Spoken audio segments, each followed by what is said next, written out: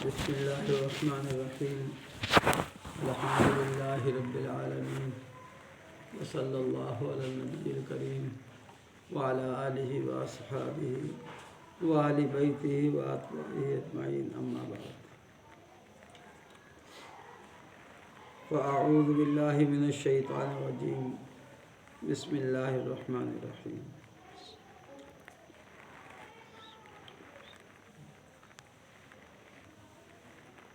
انا انزلناه في ليلة القدر وما أدراك ما ليلة القدر ليلة القدر خير من 1000 شهر تنزل الملائكة والروح فيها بإذن ربهم من كل أمر سلام هي حتى مطلع الفجر۔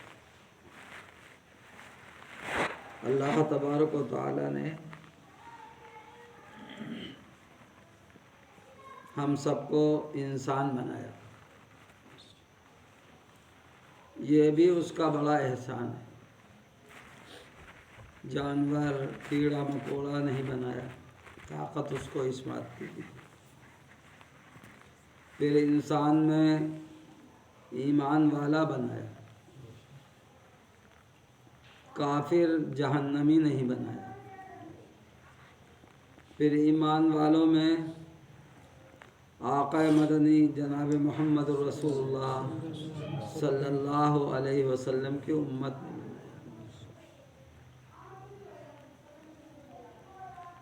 ایک مرتبہ حضور صلی اللہ علیہ وسلم سے بعض صحابہ نے پوچھا، یا رسول اللہ صلی اللہ علیہ وسلم، پہلے کی امتیں جو تھیں ان کی عمریں بہت ہوتی تھیں، 1000 سال،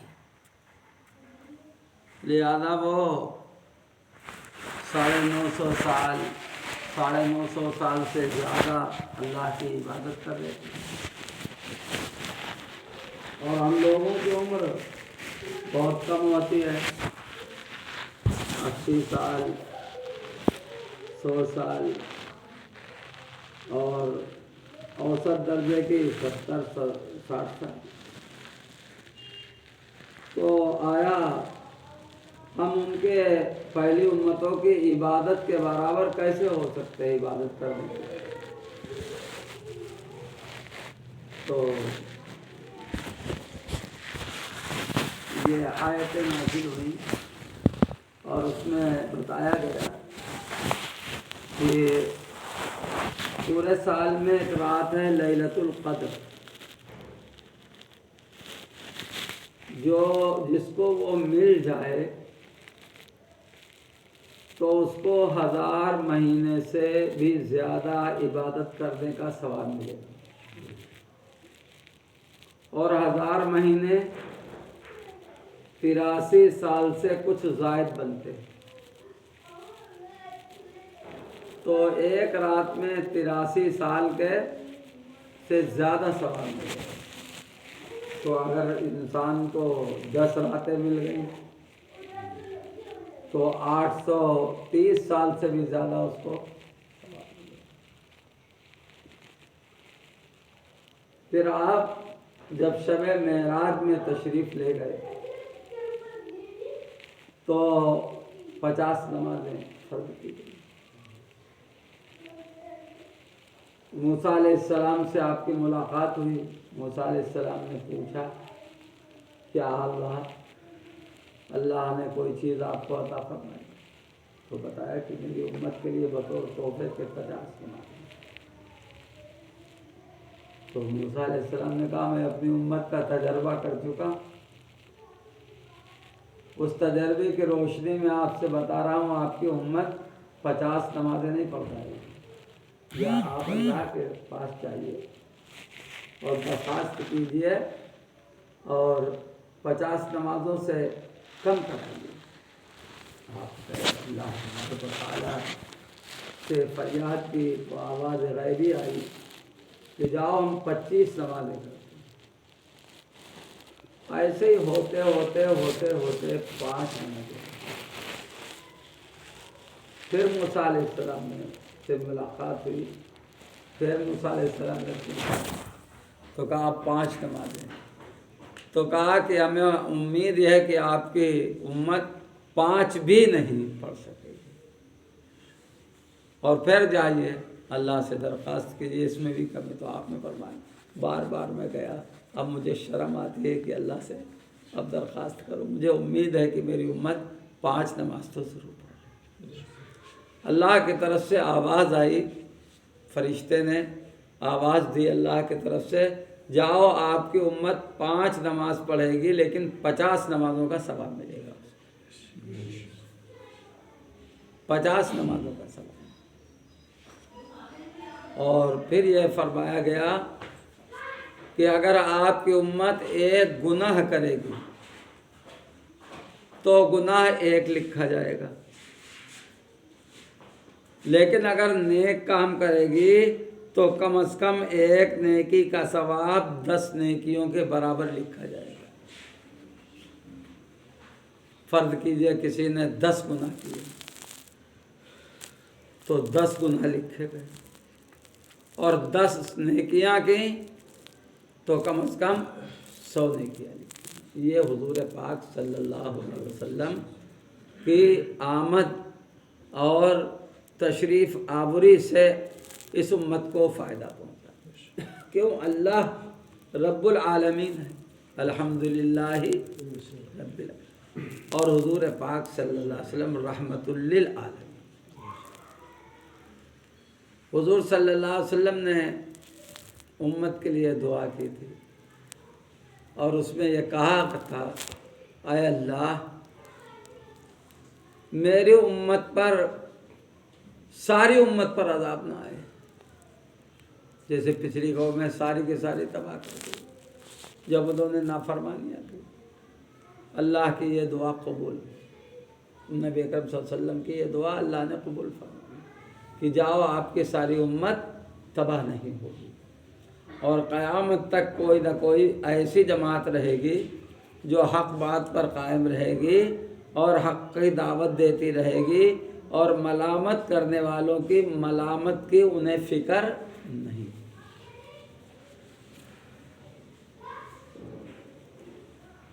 اسی طریقے سے آپ نے ایک اور دعا کی کہ اللہ میری امت میں اختلاف پیدا نہ ہو، یہ دعا آپ کی قبول نہیں ہے۔ آج دیکھیے قرآن کے ماننے والے سب مسلمان، اللہ کو ماننے والے سب مسلمان، حضور پاک صلی اللہ علیہ وسلم کو ماننے والے سب مسلمان، لیکن گروہوں میں بٹ گئے، کوئی کچھ کہتا ہے اپنے کو، کوئی کچھ کہتا ہے، کوئی کچھ کہتا ہے۔ اور اگر ان سے کہا جائے اللہ کیا ایک ہے کہ نہیں، کہتے قرآن حضور پاک صلی اللہ علیہ وسلم پر اترا ہے کہ نہیں، کہاں اترا؟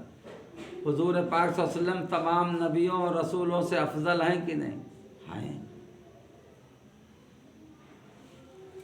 اب قرآن کریم میں ایک بات اللہ نے فرمائی کہ جب کوئی بات اختلاف کے پیدا ہو، فَإِن تَنَازَعْتُمْ فِي شَيْءٍ فَرُدُّوهُ إِلَى اللَّهِ وَالرَّسُولِ، کہ جب کوئی بات اختلافی پیدا ہو تو قرآن إِلَى اللَّهِ، قرآن کی طرف، وَإِلَى الرَّسُولِ، اور پیغمبر صلی اللہ علیہ وسلم کی احادیث مبارکہ کی طرف آؤ، اور جو قرآن میں لکھا ہے اور جو پیغمبر صلی اللہ علیہ وسلم کے اقوال میں افعال سے جو ثابت ہے، وہ جو شخص اس کے مطابق ہوگا وہ حق پر ہے، اور اس پر اتفاق کر لو۔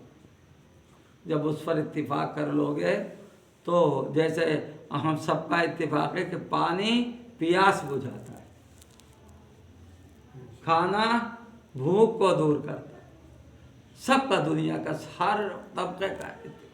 ایسے ہی ایمان والے کا یہ اتفاق ہو جائے کہ قرآن اور حدیث ہی ہمارے لیے ہے، اس کے علاوہ کچھ دین نہیں ہے، اس کے علاوہ دنیا کی چیزیں، رسم و رواج، بہت سی چیزیں۔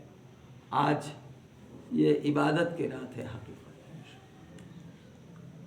عبادت، اس میں کچھ کام تو کرنے کے اور کچھ کاموں سے ہمیں بچنا چاہیے۔ ہمارے یہاں الحمدللہ نہ پٹاخے لگائے جاتے ہیں، نہ سرسریاں چھوڑی جاتی ہیں، نہ چراغا کیا جاتا ہے، نہ کوئی ہلڑ مچایا جاتا۔ ہمارے اپنے یہاں بستی میں لوگ مسجدوں میں عبادت کرتے ہیں، اور نبی اکرم صلی اللہ علیہ وسلم سے اس رات میں قبرستان جانا بھی ثابت ہے۔ لیکن اگر کوئی فتنے کا خطرہ ہو، کوئی جھگڑا جھنجٹ کا خطرہ ہو، کوئی اور بات ہو، تو قبرستان جانا فرض نہیں ہے،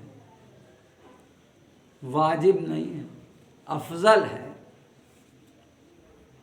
ورنہ جائز یہ بھی کہ آپ یہاں سے اپنے گزرے ہوئے رشتہ دار، خاندانی، گزرے ہوئے تمام مسلمان مرد اور عورتوں کو یہاں سے بھی فاتحہ پڑھ کر بخش سکتے ہیں۔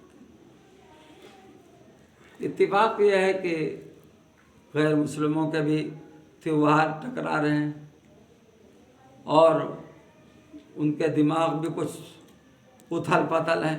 ابھی میں نکل رہا تھا تو مسجد کے لیے تو ایک آٹو والے سے ایک غیر مسلم کی جھنجٹ ہو گئی۔ وہ تو خیر لوگوں نے اچایا بچایا، وہ تو اس کو بالکل مارنا چاہتا تھا، ہو سکتا ہے مارا بھی ہو، میں تو وضو کر رہا تھا اس وقت۔ اتنے حالات۔ ہمارا یہاں کا کوئی بچہ، کوئی نوعمر لڑکے شور مچائیں، نعرے تکبیر بلند کرتے ہوئے جائیں، غیر مسلم تو طاق میں ہے اس وقت، اور خاص طور پر اپنے تہواروں میں۔ تو ایک قرآن کریم میں ایک آیت ہے جس کا ٹکڑا ہے وَالْفِتْنَةُ أَشَدُّ مِنَ الْقَتْلِ۔ فتنہ جن چیزوں سے ہو، اور فتنے کی بات جو کہی جائے، وہ ایک انسان کو قتل کر دینے سے بھی زیادہ بدتر ہے۔ کیونکہ ایک انسان نے اگر کسی ایک کو قتل کیا تو ایک ہی قتل ہو، اور فتنہ اگر بھڑکا دیا تو خدا جانے کتنے قتل ہوں، خدا جانے کتنا مال لٹے، خدا جانے کتنی آبروئیں ہوں۔ ہاں، جو اسلامی شعائر ہیں جیسے اذان دینا، نماز پڑھنا، اور بہت سی چیزیں جو اسلامی شعائر ہیں، ان سے اگر کوئی ہم کو روکتا ہے تو ہم نہیں رکیں۔ کوئی ہم سے کہے زبردستی کہ تم چوٹی رکھاؤ، ہم نہیں رکیں، نہیں رکھائیں گے۔ کوئی ہم سے کہے تم نماز نہیں پڑھ سکتے ہو، ہم نہیں رکیں۔ کوئی کہے اذان بالکل نہیں دے سکتے ہو، نہیں رکیں گے۔ اور جس بستی میں پھنسے ہو، اور اگر لوگ کہے اذان نہیں دے سکتے ہو، لوگ مسلمان کو چاہیے وہ بستی اگر وہ نہیں کر سکتا ہے تو اس بستی کو چھوڑ کر دوسری بستی میں آباد ہو جائے۔ تو اس لیے گزارش ہے کہ مسجد میں عبادت کریں، گھر عبادت کریں، قرآن کریم کی تلاوت کریں، تسبیحات پڑھیں، صلاۃ التسبیح پڑھ لیں، بہت بڑا ثواب ہے صلاۃ التسبیح۔ 10-12 سال کے گناہ جو انسان نے کیے ہوتے ہیں وہ بھی ختم ہو جاتے ہیں۔ اللہ کے محبوب صلی اللہ علیہ وسلم فرمایا اپنے چچا سے، حضرت عباس رضی اللہ عنہ سے، کہ اے چچا اگر ہو سکے تو روز صلاۃ التسبیح پڑھ لیا، نہ ہو سکے تو ہفتے میں ایک بار پڑھ لیا، وہ بھی نہ ہو سکے مہینے میں، وہ بھی نہ ہو سکے سال میں، کبھی نہ ہو سکے زندگی میں ایک بار ضرور پڑھ لیا۔ یہ تو موقع ہے، رات میں عبادت کرتے ہیں، 20 منٹ 25 منٹ لگتے ہیں صلاۃ التسبیح میں، 300 مرتبہ کلمہ ہے سبحان اللہ والحمد للہ ولا الہ الا اللہ واللہ اکبر، 75 بار ایک رکعت میں، دوسری رکعت میں 75، 300 ہو گئے، اور 4 رکعت میں تین ہونا، وہ 75 150 ہوئے، اور 4 رکعت میں 300 ہو جائے۔ علماء کرام موجود ہیں، ان سے تفصیلات معلوم کر کے اگر یاد نہ ہو تو پوچھ لیں، یاد کر لیں۔ ایک بات اور ہے، دیکھو ایک فرض ہے ایک نفل ہے، جیسے آپ پر زکوٰۃ فرض ہے تو آپ پہلے اپنی زکوٰۃ ادا کریں گے، نفلی کام نہیں کریں گے۔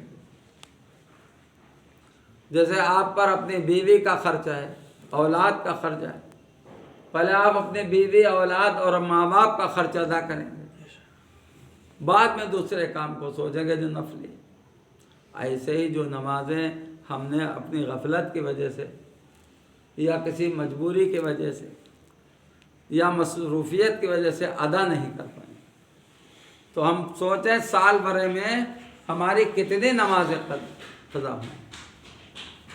مان لیجئے فجر کے زیادہ قضا ہوں، اور ایک اندازہ لگائیں کہ ہم نے ہر مہینے میں فجر کتنی چھٹی ہوگی اور زیادہ سے زیادہ کتنی چھٹی ہوگی، ایسے ظہر، ایسے عصر، ایسے مغرب، ایسے عشاء، ایسے ہی وتر، اور زیادہ سے زیادہ جوڑ لیں، کم نہ رہیں۔ اور یہ جیسے فجر ہے، آپ یہ نیت کر لیں، نیت کرتا ہوں میں 2 رکعت نماز فرض فجر کی قضائے عمری اول، 4 فرض ظہر کے قضائے عمری اول، 4 فرض قضا عصر کے قضائے عمری اول، 3 فرض مغرب کے قضائے عمری اول، 4 فرض عشاء کے قضائے عمری اول، 3 وتر واجب قضائے عمری اول، وتر کے بھی قضا۔ یہ کام سب سے اچھا ہے۔ اور صلاۃ التسبیح، پھر وقت ملے تو نفلیں، قرآن مجید پڑھے ہیں تو قرآن کریم۔ اس رات میں، ویسے تو ہر رات میں تہائی رات جب رہ جاتی ہے تو اللہ کی طرف سے اعلان ہوتا ہے، اور اس میں مغرب کے بعد سے لگا کے صبح صادق تک اعلان ہوتا ہے، اور ویسے ہر رات میں تہائی رات سے لگا کے صبح صادق تک، اور یہاں مغرب سے لگا کر صبح صادق تک، یہ فرق ہے۔ اور یہ ہوتا ہے کہ ہے کوئی گنہگار جو اپنے گناہوں سے معافی مانگے اور میں اس کے گناہ کو معاف کروں،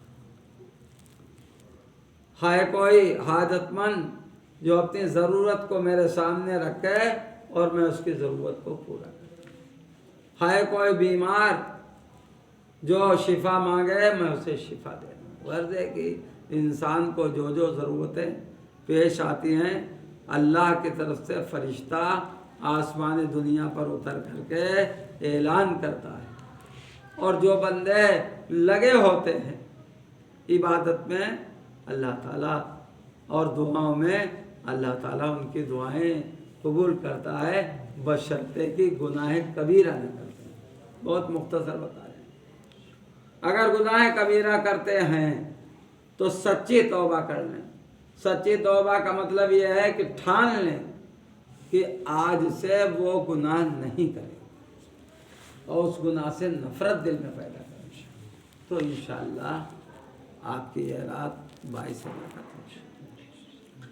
اور بھائی کسی کو بھی ہم سے کوئی تکلیف پہنچی ہو، میں معافی مانگتا ہوں سب سے، اللہ واسطے ہمیں معاف کر دو، چاہے وہ چھوٹا ہو چاہے بڑا، اتفاقاً سب شاید چھوٹے ہی ہوں، اور میری زندگی کا کوئی سہارا نہیں، ویسے تو کسی کی زندگی کا کوئی سہارا نہیں۔ ہاں تو ایک بات اور بتا دیں اس پر، آج یہ بھی لکھا جاتا ہے کہ کون شخص، کتنے لوگ ختم ہوں گے، 14 شعبان ختم ہو گئی، 15ویں شب ہے، اس شب سے لگا کے اگلے سال کی 15ویں شعبان، بیچ میں کتنے لوگ ختم ہوں گے اس کی تفصیلی فہرست دے دی جاتی ہے کس کو؟ فرشتے، ملک الموت کو وہ فہرست دے دی جاتی ہے اسرائیل علیہ السلام کو کہ یہ لوگ فلاں تاریخ میں، فلاں جگہ میں، فلاں اس میں ختم ہو۔ ایک آدمی تھا، سلیمان علیہ السلام کا معاملہ یہ تھا کہ غدوا شہر و روا ہوا شہر، کہ ہوا ان کے قبضے میں تھے، ان کے تخت کو لے کر کے جب وہ آرڈر کرتے تھے اڑتی تھی تو 12 گھنٹے کے اندر 1 مہینے کی مسافت طے کرتی، اور رات میں 12 گھنٹے میں ایک مسافت 1 مہینے کی، اور 2 مہینے کے 24 گھنٹے میں مسافت کو طے کرتے۔ نہ اس میں کوئی انجن تھا، نہ تیل تھا، نہ کوئی ڈرائیور تھا، نہ کچھ تھا، اور اللہ کے حکم سے اللہ نے ہوا ان کے قبضے میں کی۔ ذرا غور کیجیے۔ تو ایک شخص بیٹھا ہوا تھا ان کے مجلس میں،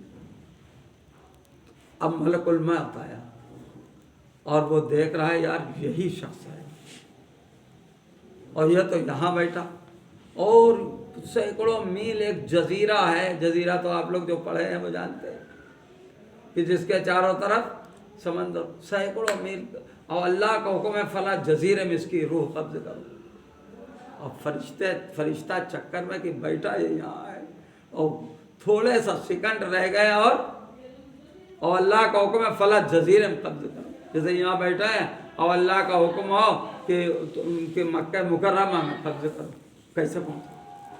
اس آدمی کا دل گھبرایا۔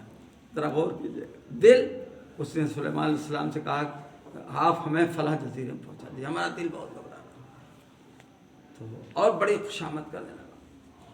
تو انہوں نے ہوا کو حکم دیا اور وہ منٹوں میں اسے وہاں پہنچا دیا، اور وہاں جا کر کے اس کی تو جہاں جس کی بھیا موت لکھی وہ وہاں پہنچے۔ لسٹ دے دی جاتی، جیسے لوگوں کو حاکم لوگ لسٹ دے دیتے بھیا دیکھو یہ لوگ ہیں، ان کو تمہیں پکڑنا ہے، انہیں تمہیں یہ کرنا وہ کرنا، ایسے ان کو لسٹ دے جاتی۔ 1 سیکنڈ اس میں کمی زیادتی نہیں ہو سکتی، اور جس کی جہاں موت لکھی اور جیسے لکھی ویسے ہو۔ تو اگر عبادت میں لگے رہیں گے تو اللہ تبارک و تعالیٰ بندوں پر بڑی ترس کھاتا ہے۔ تو امید ہے کہ اللہ تعالیٰ جب یہ دیکھے گا، اور وہ ہر چیز دیکھ رہا ہے کہ بندہ میری عبادت میں لگا ہے، تو امید ہے نیک بندوں میں شمار کر دے گا، اور نیکی کے ساتھ اس کی اور ایمان کے ساتھ اس کی موت پائے گا۔ اللہ تعالیٰ ہم سب کو ایمان پر رکھ کے نیک اعمال کی توفیق عطا فرمائے۔ ہم لوگوں سے جو غلطیاں ہوئی ہوں اللہ اپنے فضل و کرم سے معاف فرمائے، اور اچھی زندگی گزارنے کی توفیق عطا فرمائے۔ ہمارے گھروں میں جو اختلافات ہوں انہیں دور فرمائے، لوگوں میں جو اختلافات ہوں انہیں دور فرمائے، اور محبت کی زندگی عطا فرمائے۔ بھائی کوئی دعا کرا دیں آپ نے۔ حضرت مولانا تشریف لا رہے ہیں، مولانا اسرائیل صاحب ذلہ، تو 17 مارچ کو عصر بعد یہاں 16 مارچ جی 16 مارچ کو بخاری پوری ہوگی۔ 17 مارچ کو حضرت کچھ نصیحتیں کریں گے، اور جو حضرات اپنے طور پر مولانا سے سلسلہ رکھنا شروع چاہتے ہیں تو صاحب کا نام جو بیعت ہونا چاہتا ہے، مطلب وہ، تو آپ لوگ جو ہے اپنا وقت نکال کر کے 16 میں تو بخاری پوری ہوگی عصر کے